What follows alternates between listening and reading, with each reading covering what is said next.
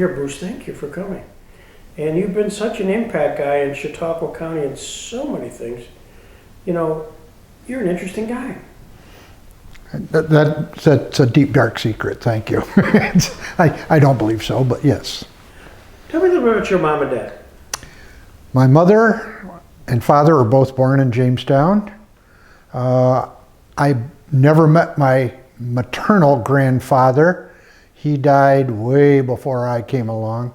Allegedly, I think in the census he was listed as a mechanic, but there was rumor that maybe he was the first car dealer in town. And there was also a rumor that my mother had a little red car that other students would pick up and put up on the steps of Jamestown High School. But for some unknown reason, and I believe it had to do with the Depression, my mother graduated from high school in Delray Beach, Florida, not Jamestown. But all of her best friends were Jamestown girls. Okay. My father... By the way, your mother's name was? Frick. Okay. Ruth Carolyn Frick. Leonard Erickson, my paternal grandparents lived at 35 Chambers Street up on the south side. And his claim to fame is he said that he had read every book in the Prendergast Library. And he graduated from high school when he was 16, but he did a postgraduate year. So he hung around for a while, and my brother and sister, who are half a generation older than I am, were both born in Jamestown. Mm-hmm. I, on the other hand, was born in Salamanca, because in 1938 or 9 or sometime around there, my father left Maddox, where he worked, and went to Fancher Furniture in Salamanca to put in a time study engineering deal. He wound up owning the place. It was just one of those interesting things, and only in Jamestown. He was hired by Mr. Dykeman. Now, Mr. Dykeman's daughter's name was Emily, and she and my mother were best friends in high school, of course, along with some tailors and Brills, and there were just a whole lot of the old families that all came together. So when my wife and I, Joan, moved to the area, I was quasi-native, but never exactly a native. Yeah. And that worked very well for me. I mean, I knew a lot of people, and through my parents, who they knew, and it was just sort of an interesting thing. So. Leonard Erickson, I remember well, and was he getting into the furniture business? Was that a normal thing for him, natural thing for him?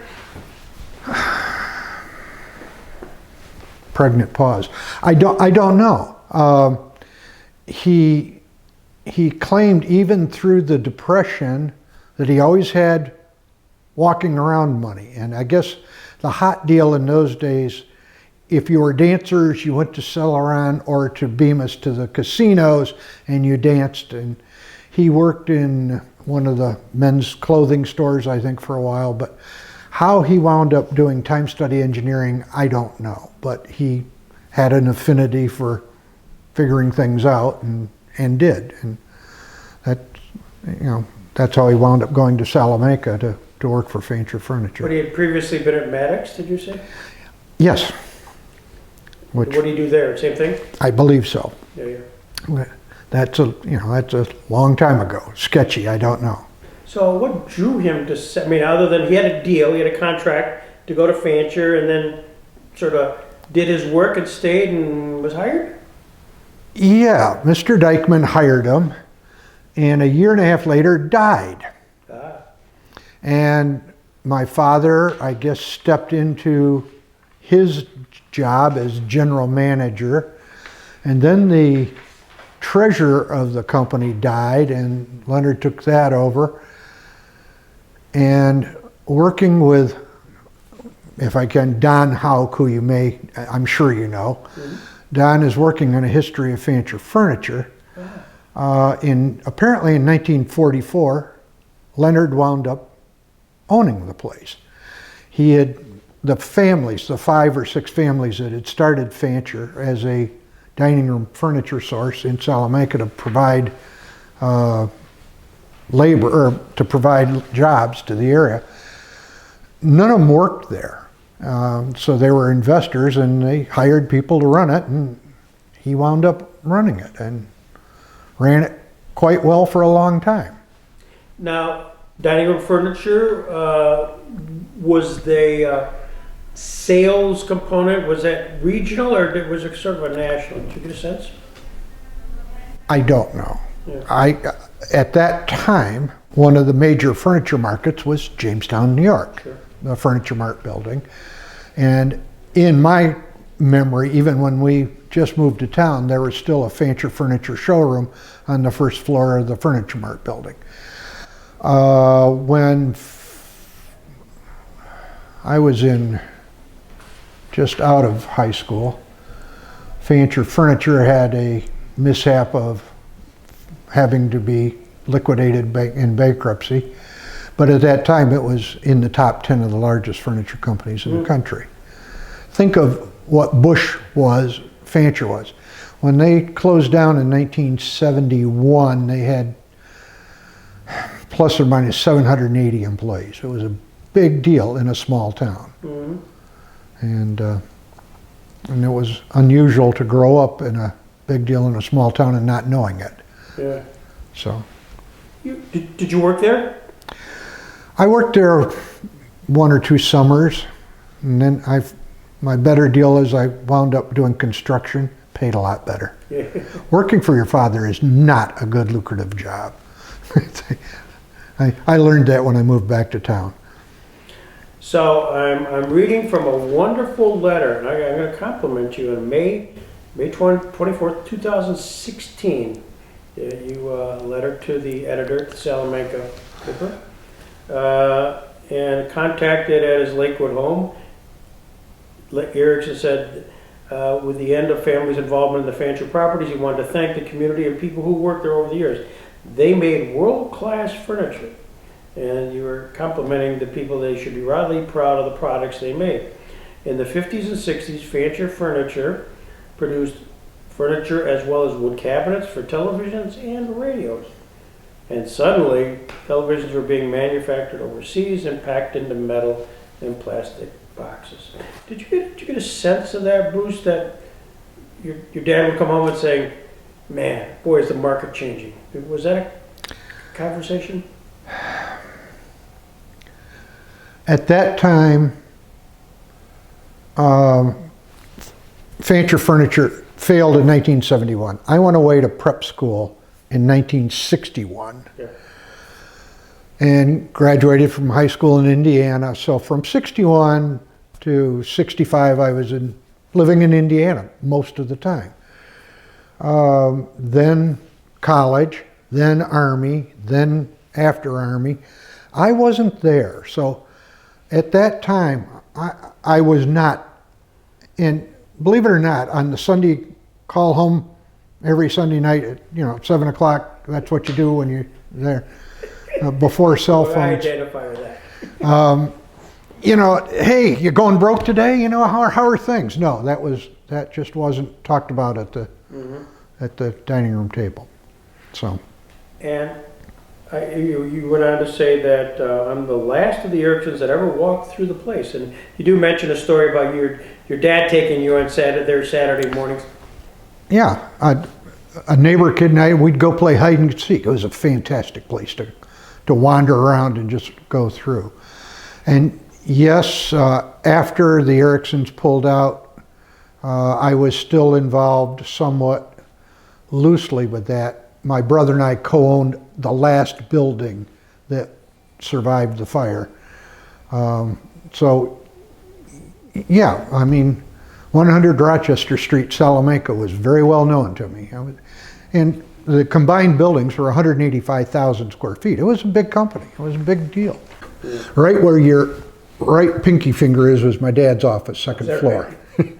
Yeah, on the second floor were the offices. So, as you will, you're looking at the left side of the page, second floor. Yeah. And were the offices.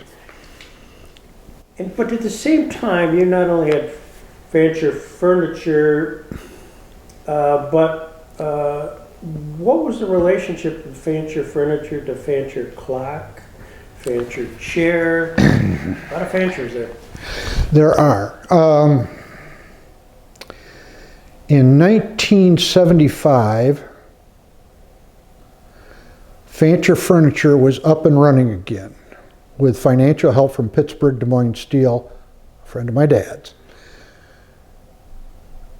The next play was, there was another company on Allen Street called Sterlingworth, owned by Jim Tillotson. Jim Tillotson was in financial trouble.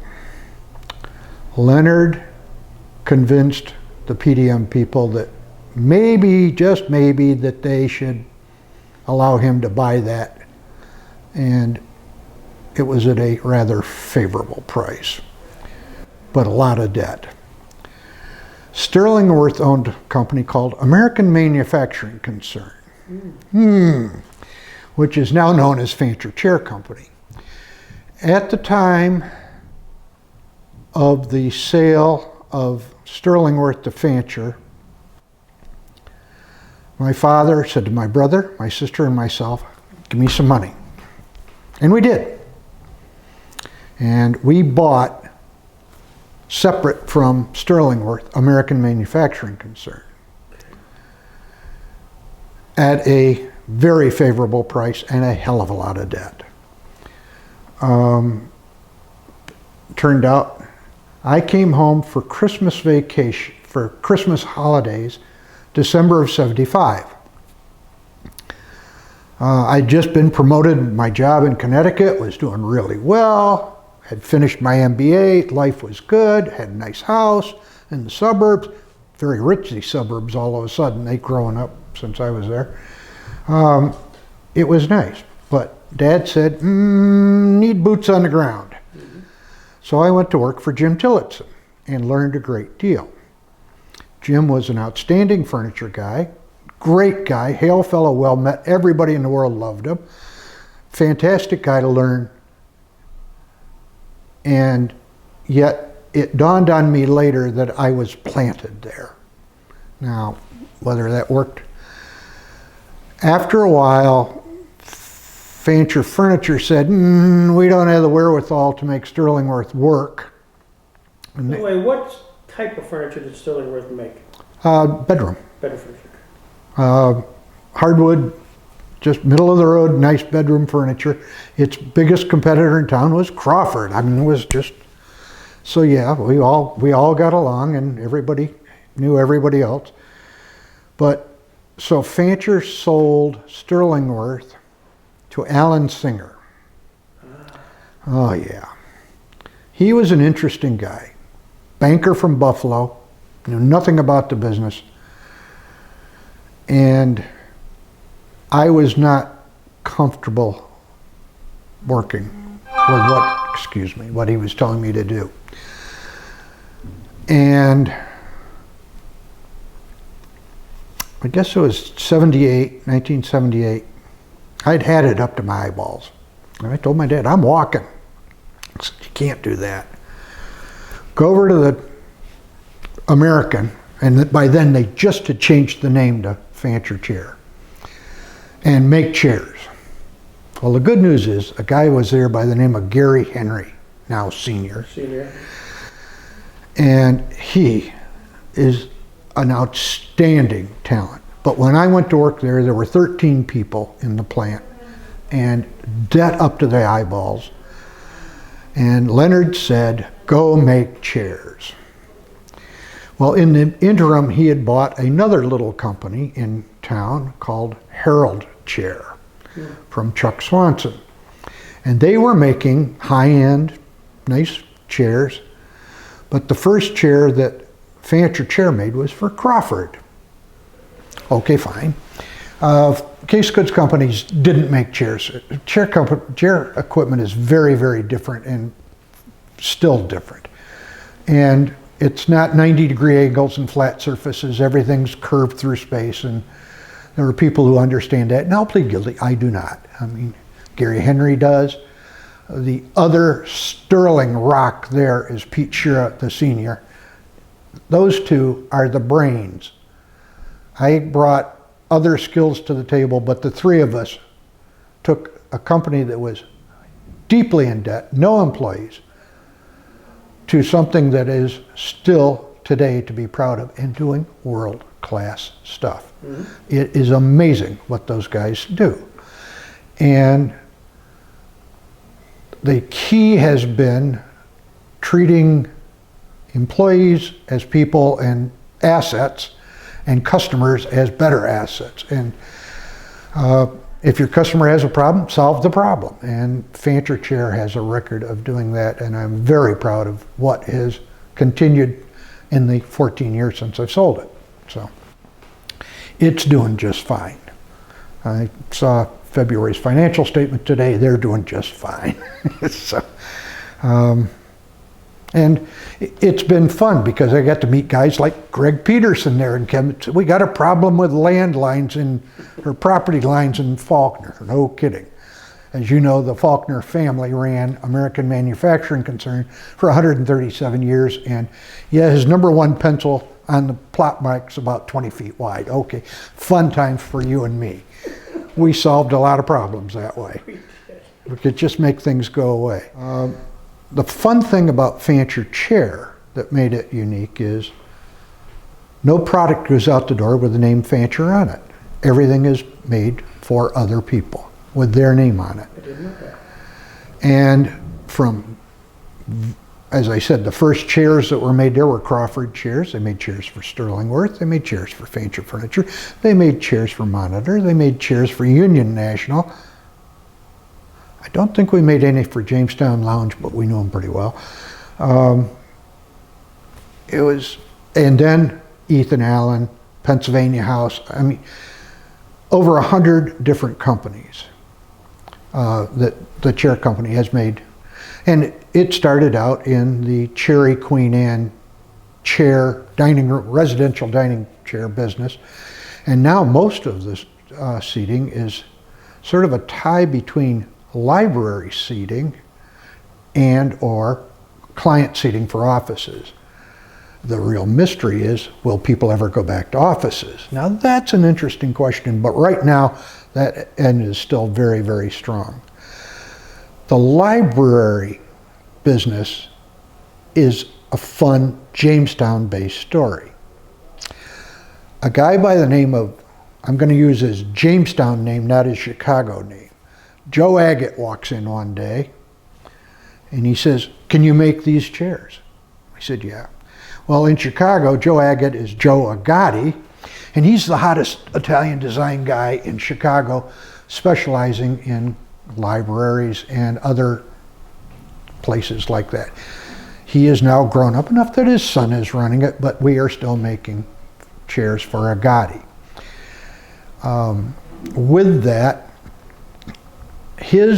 one of his largest competitors was a Massachusetts company, Eustace Chair, run by Fred Eustace.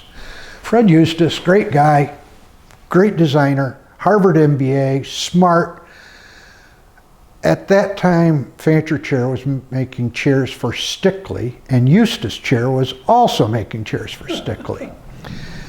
He had a lousy plant, but a couple of good ideas. And I went to him one day and I said, "Fred, you got a lousy plant. And I've got a plant that could use more business. You make great pottery. Why don't you get out of the manufacturing part?" And it took him 3 years to say yes. But so he got out of the manufacturing part and sells. So yes, an example is Agati, Eustace, competitors, both doing business with Fancher Chair. And thank God for my Swedish heritage, because Swedes have been neutral for 700 or 800 years. We know how to be neutral between our competing customers.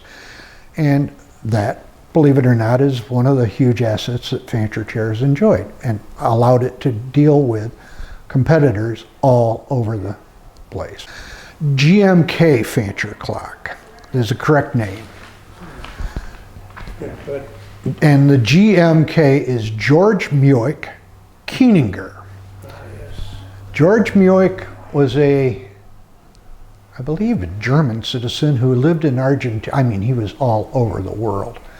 And Keininger, he was on their board of directors, and they made very fine clock movements in the Black Forest region of Germany. George started out with GMK clocks in Canada, but needed boxes made at a higher level than the cases, the tall cases. And found out that Fancher Furniture Company had a business of making other people's wooden products and doing a good job. And that came along, and that business survived for a number of years. It wound up through things that Greg Peterson and the bankers would understand far better than I do, because of the troubles, continued troubles, financial troubles in Salamanca, being owned by the chair company. But the chair company never had anything to do with the ownership or management of it, other than I was an officer, but not active. But you made the boxes for the clocks. Salamanca made the boxes. Fancher Furniture made the boxes for the clocks. Yes. Historically, there was a big fire down in Salamanca, which took a lot of your plant. Did you own it at the time, or was that? No. Yeah. In the 90s, I don't know. It was first sold to, come on, brain. Guy was in the hotel manager, Desmond. John Desmond bought the company.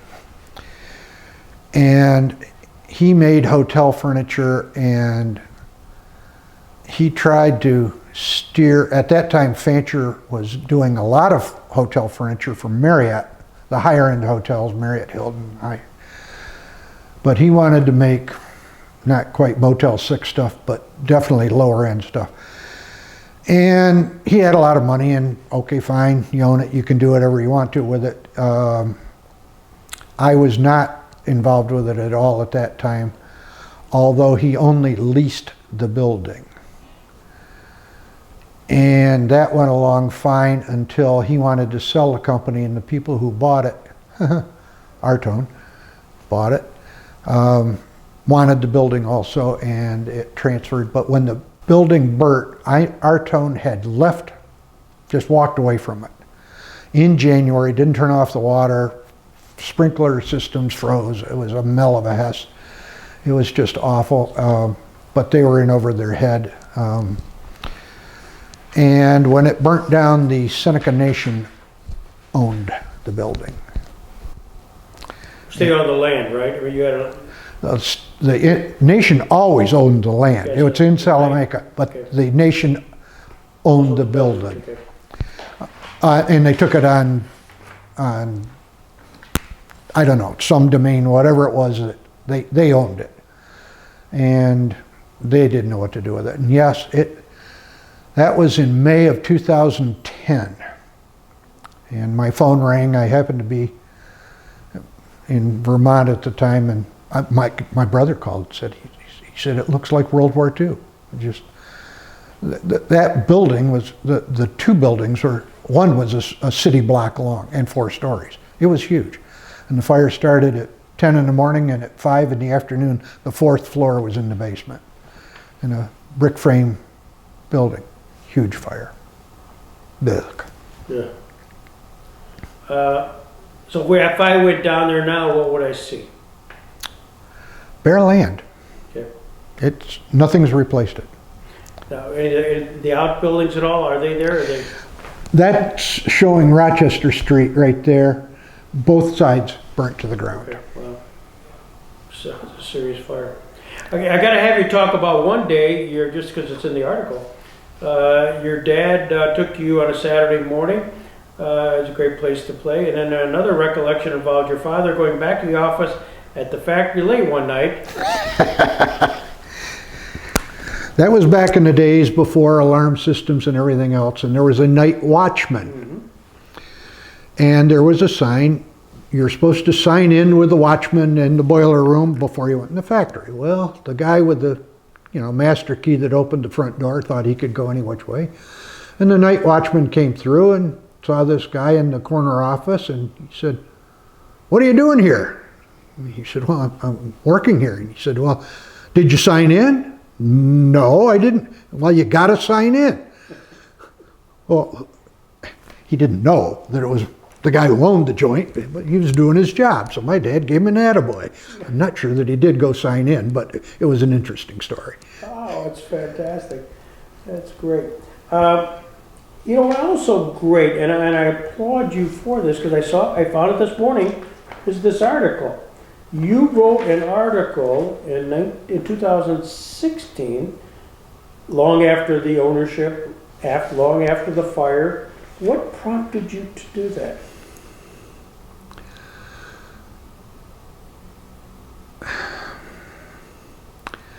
I am of a different age and generation than my brother and father.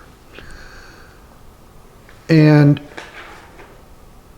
at one time, Fancher Furniture was unionized, and as a kid, I remember, and it came close. I went to Salamanca School for only 3 years because I grew up in the Ellicottville School District.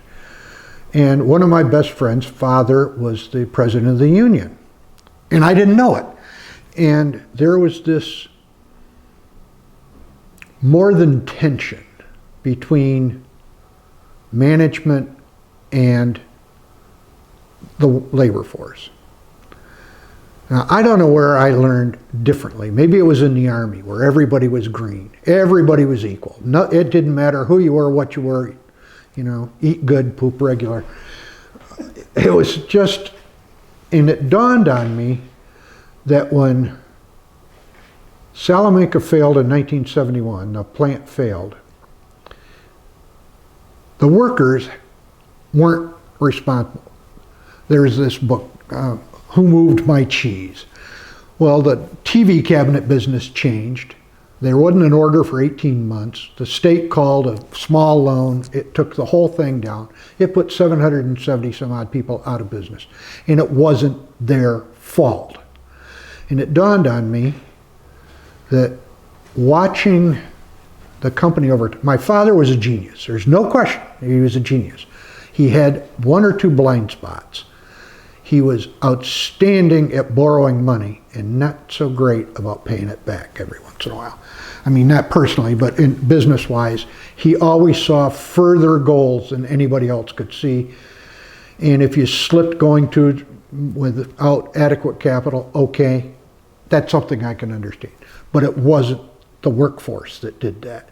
And nobody ever said, "I'm sorry." It was the biggest employer in town, and all of a sudden it's not there. And it wasn't their fault.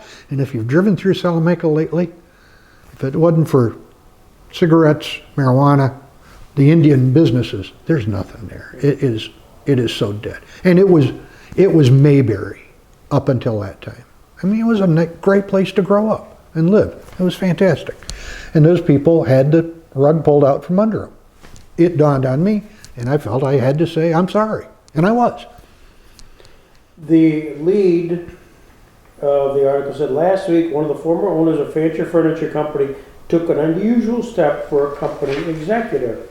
In a letter to the editor of the Salamanca Press, L. Bruce Erickson of Lakewood and Chautauqua County gave a hearty thank you to all of those in the Salamanca area who worked so hard for the company. And you concluded that people I grew up among, Erickson said, that's what prompted me to write the letter. They deserved better. People are more cognizant of how people are to a business now. Thank you to all those people. That's a remarkable thing you did. No. You realize you did it from the heart, and you felt like well, I'm not sure I've ever seen anybody do that. The discussions with my dad would go back to, well, you oil machines, don't you? Well, you got to take care of the machines. Well, there's that human element. And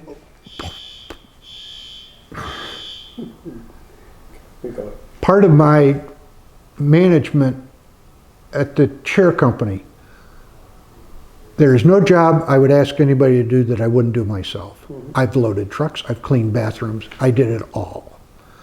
And our benefit package was the same whether you're president or janitor. It didn't matter. Treat everybody the same and with respect. And I think I earned the respect of the workforce at Fancher Chair to this day. And that was, I mean, we're in a competitive world. And in fact, in this building, one of my fonder memories was Chuck Schumer was here. And he was here bragging about raising the federal minimum wage, which really had nothing to do. And I said, Mr. Schumer, that's great. I'll pay anything you say. Please make my competitors have to do the same. And he said, who are your competitors? And I said, well, Bulgaria, Italy, China, Vietnam. He said, my people will call you. They never have. Because, so, yeah. Let me digress for a second, because I not only do I remember that, it was a big deal that Senator Schumer came, good friend of Raleigh Kidder. Yep. He was speaking, but I filmed the whole thing. I have what you just said on film. Oh, geez. And I have the fact that Chuck said he sent one of his aides over there, Yeah. probably to get your name and number about all that. It's covered. Just like this. Maybe I'll drop it in. Bruce, and this is a very good idea as well. Maybe we can build in some incentives to help consolidate, to help bring things together. Again, I've never met a better group of government leaders than you have in this county, at the county-wide level and at the local level. And if there's ever a place that could make this work, it would probably be this county. Well, for Mark Twain, never let the truth get in the way of a good story. But it's true. It is true. But no, just taking care of people. And I did have yes, I was very privileged growing up. Went to private school, went to college, got a job, went into the Army, got a job, and I think my best training was my first not career job wasn't for my father. So I wasn't the son of the boss. Mm-hmm.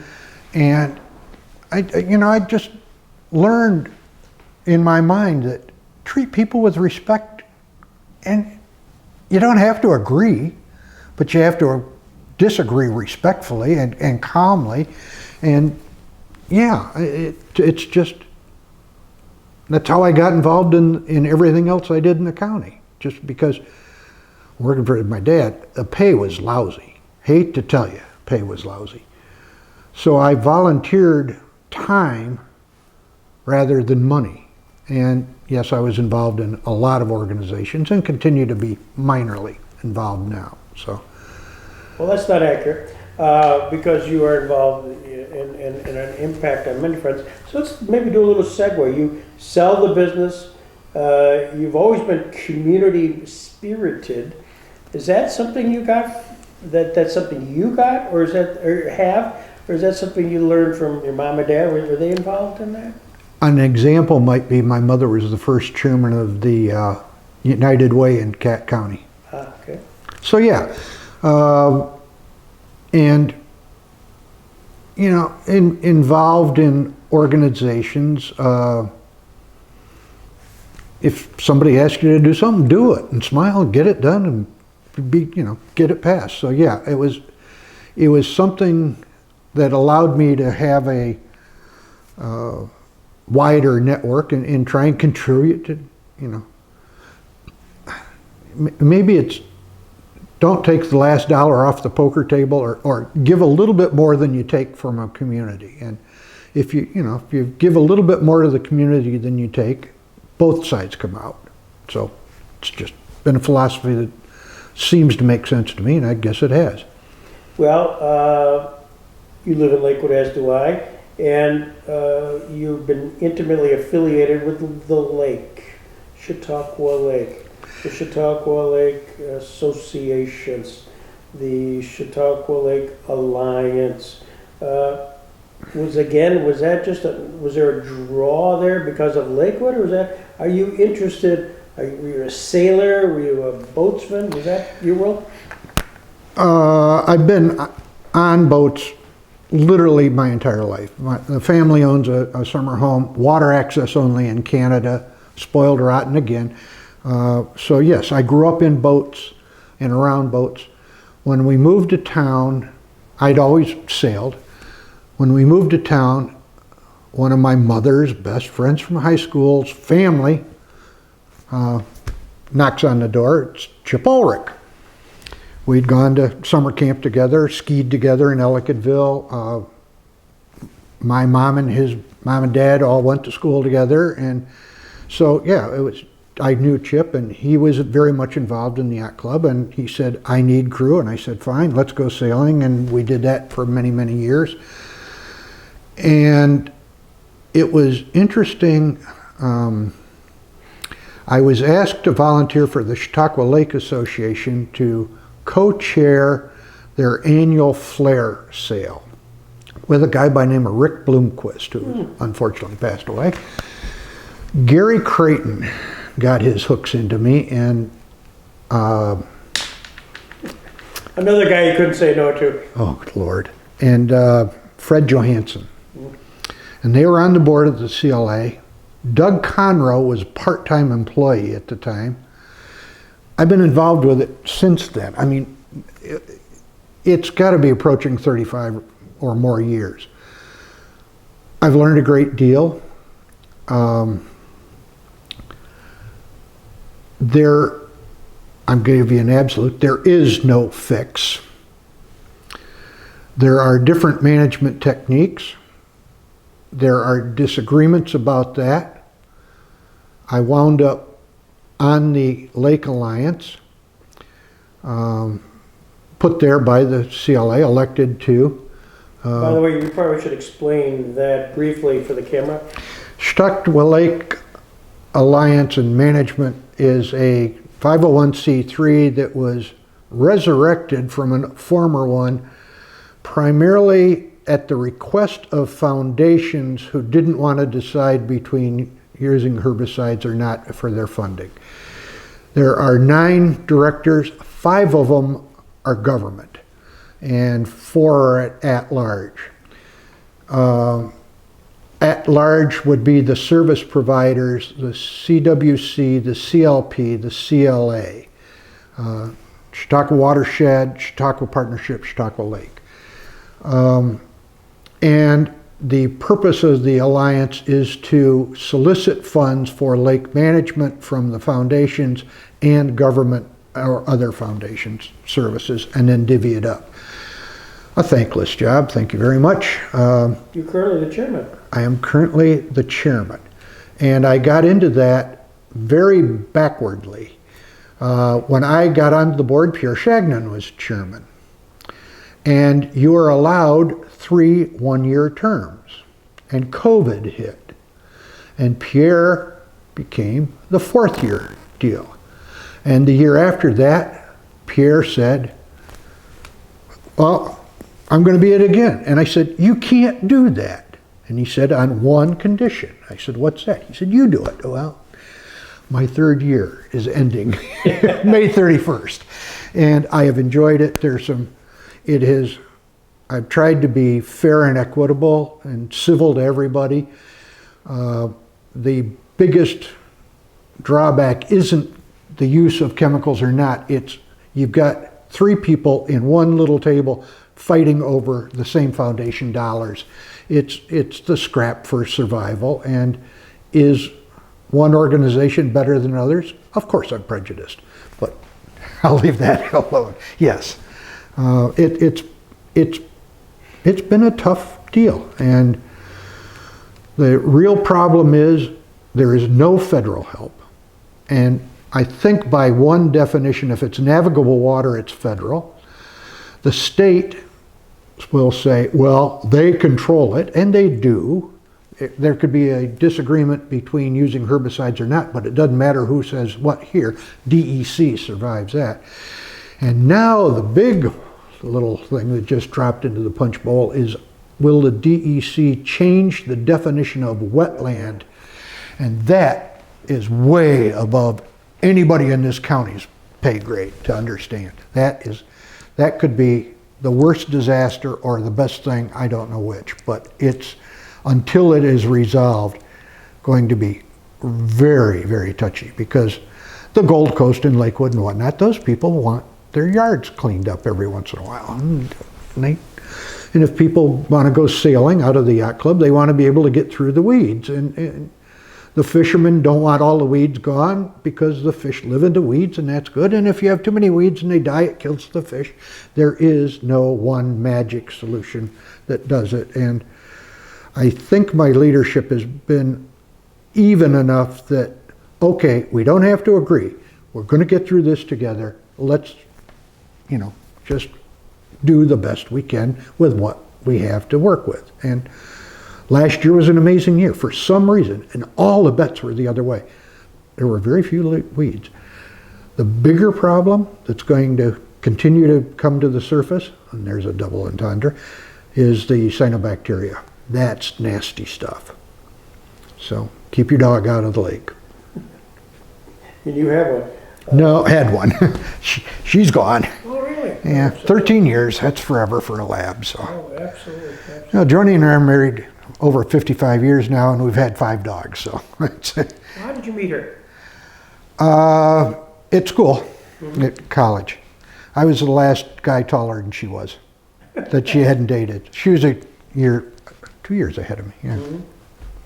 Best thing that ever happened to me, by far. Oh, we agree. That's unanimous. That doesn't go with it. Then you went into service? You were there for what, 4 years in the service? Because I transferred colleges so many times, I was a little bit behind, and I was drafted. And I found out that you could get a relatively short deferment for going in by volunteering. So I signed up for ROT, or for Officers Candidate School. And so I graduated from Syracuse University in August of '69, and in September of '69 went into the Army. And first at Fort Leonard Wood, and because I'd gone to a military prep school, I knew how to play. Did you go to Manlius? No, I went to Culver. My cousin went to Manlius. Okay. Culver was in Indiana. Because of that, I knew how to shine shoes, make beds, be invisible, and it was sort of fun. So basic training was at Fort Leonard Wood, Missouri, did fine. Then I was sent to artillery, that was for basic and AIT. And then I went to OCS at Fort Sill for artillery OCS, and 2 weeks before finishing OCS, the option came through. My options were, let's see, second lieutenant, artillery observer in Vietnam, or 1 year off my enlistment, Army area of my choice, and enlisted rank 5. Okay, fine. I took the low way out. And in less than 2 years, I was out of the Army because I found out that you could get out early to go back to school, and I went to the University of Hartford where I did my MBA. So it worked quite well.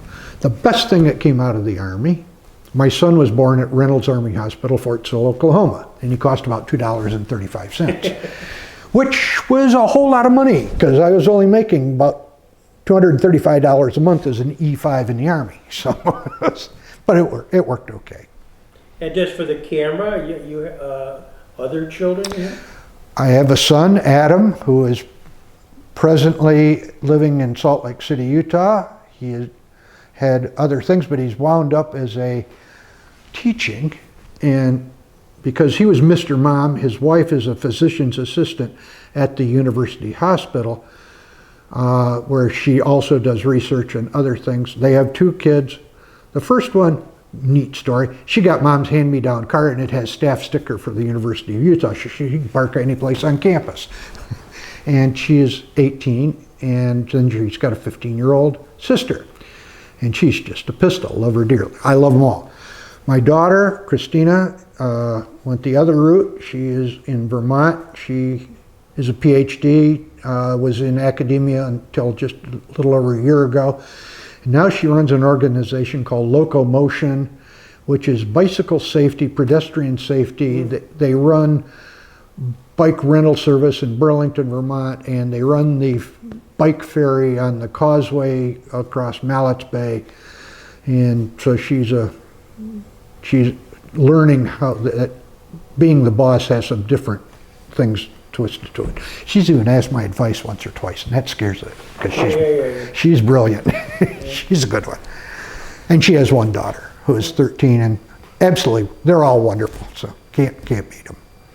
As you reflect back on here, this is your last year as chairman of the Alliance, and if you had to look at a crystal ball, 5 years, Chautauqua Lake, 10 years, do you have a sense of that, Bruce? Kind of the direction? And I'll give you one backdrop. A few years ago, this is a Greg Peterson story, it could be cut out, but I was asked by several of the organizations to be involved on the board. CLA, CLB, CWC, all of them. I finally said, I tell you what I will do. I'll give every one of you a chance to talk, speak just by yourself or alone at the Turner Winter Series. You may remember we did a series of those. Because there was, to say they're not on agreement on subjects would be an understatement, and the temperature was pretty high among the organizations. So anyways, that was an opportunity to put literally 8 separate sessions, 8 separate stakeholders, and I don't know if we had much influence on it, but there was ultimately a memorandum of understanding, which I hopefully turned down the temperature a little bit. And so with that in mind, that's a backdrop, that's just my observation a few years ago. You know, where are we perhaps now, and where might we be 5 years ago? Are we on a different trajectory? Starting back at your starting point, yes, there were 3 organizations, 2 held hands, and then there was the other guy. And the discussions weren't particularly useful. And not to name names, but if you couldn't discuss the issues, attack the people. And it was bloody. And it's still bloody. It's awful. And the good news is in the last 3 years that has quieted down significantly. One of the guys left the organization. Others, there has been efforts on every side to have backdoor, let's just talk, we can get through this, make it happen. I'm going to come full circle. So we have made progress. And yes, the organizations know that they have to work together. Now, they still don't agree on exactly how, but there has been strides to that. This wetlands threat, I'll call it, from the DEC, finally all of the organizations are saying, it isn't us. We could fight all we want, but that's the guy or girl now that controls all of our destiny. With one stroke of the pen, they can say you can do what you're doing or you can't do what you're doing. And that, I don't know where that's going to go. And quite honestly, I think it's very useful that on the Alliance board that an ex officio member is the county executive. And PJ, I'm sorry, you're the one that's going to have to take the sword to that fight because the rest of us don't have any say at all. Okay. So I wouldn't even hazard a half a guess. Now, what little I've read in it, boy, it did came out of the blue. I mean, that whole wetland, I really never heard the conversation until recently it hit the... Last Saturday's paper was the front page, yes. Yeah, front page. You say, whoa, because there was a lot of confusion and nobody has controlled the narrative on that conversation. It just sort of hit like a bombshell. So, what little you may know about what could be, it's a proposed regulation. And would that affect the North Basin? Seemingly Burgess Bay, Celeron was the focal point. They use some terms, littoral zone. the shallow areas where the weeds are the biggest problem. That is a bigger issue in the lower half of the lower basin. It's the same issue in the top half of the upper basin. Mayville's got the same problem. Yeah. So what happens to Peter could happen to Paul in an instant. I mean, I'm trying to think bureaucratically. Okay, you got these two pots, but they're connected. And the one thing that we've learned over history is water doesn't just go one way. It goes uphill, downhill, goes all around in circles. And nobody thought that was possible, but guess what? It happens. I have no clue. To this day, I wish I did. And as I say, maybe I'm glad that my term ends May 31st. It's going to be, if it's the worst case scenario, move to Canada. I don't know. I just don't know. Well, you have a place there. You're already set. Yeah. You're set. Were you on the town board at some point? No. Planning board? Chamber of Commerce, Manufacturers Association, SABA, School to Work and Business, just local things, but no political boards. You know, this is often a difficult question, and sometimes you don't know the answer, but if somebody had to write the kind of Bruce Erickson, I hate to use the term legacy, because that sounds like you're kind of difficult, but you've had quite a run. You've had quite a run, and you've had an impact, I'm saying that's my observation, on a lot of things. Thank you. And especially the chamber. We even talked about it because you've been leadership roles in everything you've touched.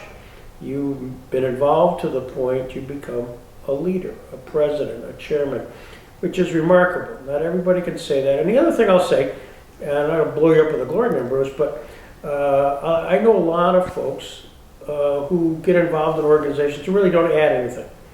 They add their name to it, and they like, whether that's a resume builder, I don't understand it, but you've chosen your spots selectively, and when you have, you've done them incredibly well, which is a model for other people when they ask, what organization should I join?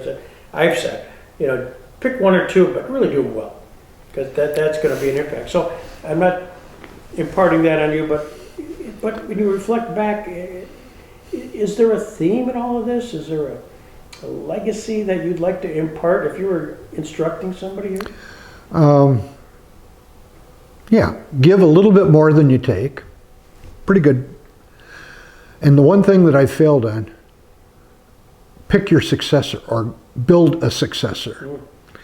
And I will opine, and I look at the clubs in the area, and I look at the organizations in the area, and I look at the median age in those groups, and I'm going, oh my God, what are we going to do? Because I exported my kids. Sorry, I didn't do it on purpose. They chose to. I look at four cases that I'm so jealous of because their kids are in the area. Rick and Terry Turner's kids are here. At least 2 out of 3, and the third maybe. Allison and Jay Churchill. Dottie and Jim Larson's Doug is here. Craig and Becky Colburn's Chris is here. And Doug and Chris have stepped into leadership roles. Ricky Turner, 3, he's 3, is doing it. And I think that's outstanding. But I guess one of my biggest concerns is who's going to pick up the volunteer mantles that happened before. I just wonder about that, and I'm old enough that I got out of some of those things because I don't know the kids anymore. I mean, I just don't know where they're coming from and what they're doing, and okay, I earned that right, I guess. You can't be front burner forever, and I've always loved being involved.